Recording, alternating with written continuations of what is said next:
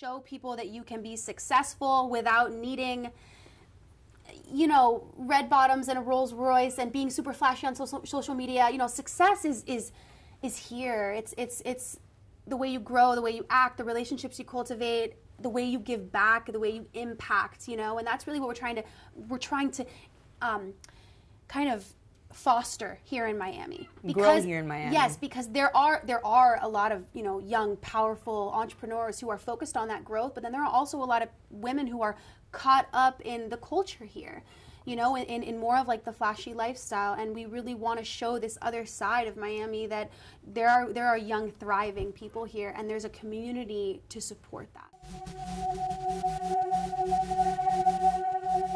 Welcome to today's segment of Made in Dade. I'm super excited because I have Nicole Mejia here, the creator of Body Positive Movement, Fit and Thick. Yes, ma'am. Thank you so much for coming. Thank you for having me. I'm excited to be here.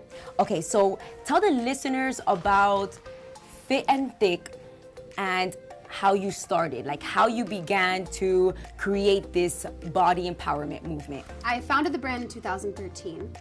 But before that is really where I found the need for this movement. I was modeling at the time, and I found that I didn't really fit into any stereotype of what beautiful was. So you kept modeling, fitness as well. Right. How did you get to the Fit and Thick company that it is today? So I was posting my workouts online. It's like around the time in Instagram when fitness started to really take off. Okay. And I had a friend who was like, why don't you come teach some classes? And I was like, I never really thought about that. Like, nice. Teach classes? Do you think people are gonna come?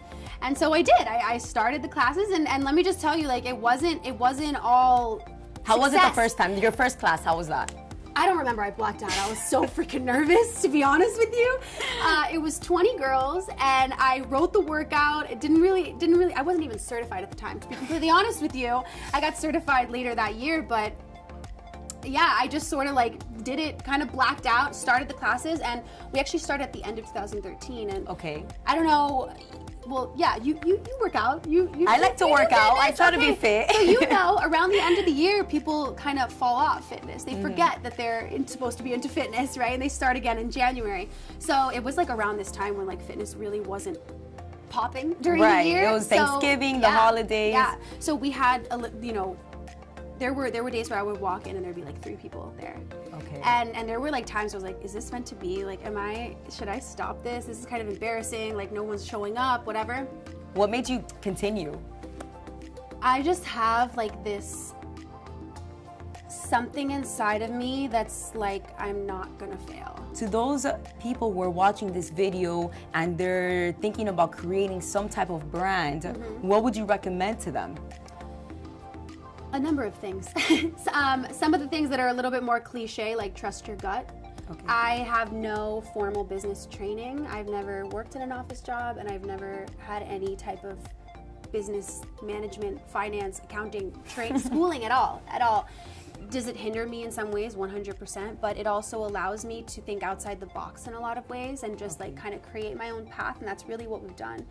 You know, when we went on tour, nobody was going on tour.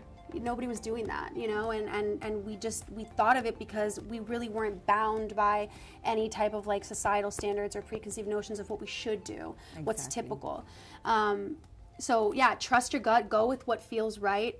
Don't pollute yourself, your mind with what other people are doing.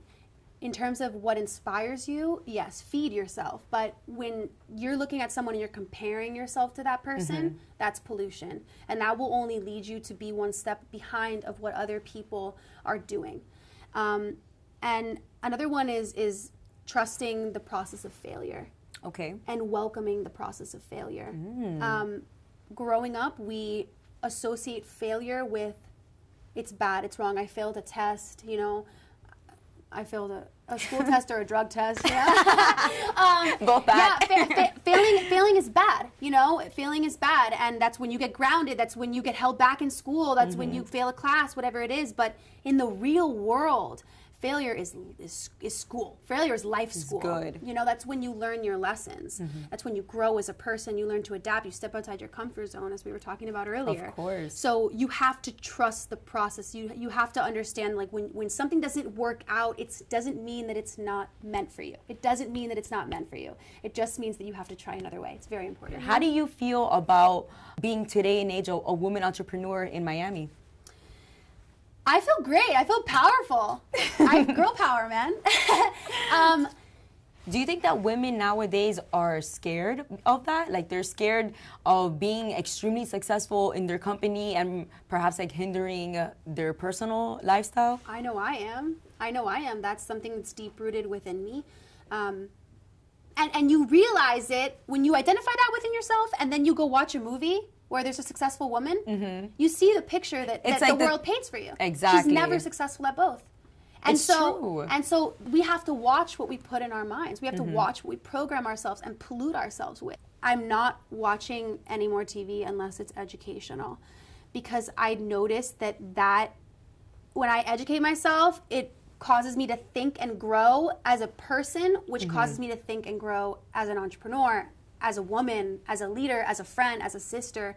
So, but when I watch something, you know, that portrays women in a negative way, or even just in a stereotypical way, it starts to feed that little voice in my head of doubt and fear. So we have to take that power and watch what we're putting inside of ourselves, because that in turn is going to affect how we live our lives. So, thank you. You're welcome. Well, thank you so much for coming. Thank you so much for watching, and stay tuned as we have many leaders coming to our show.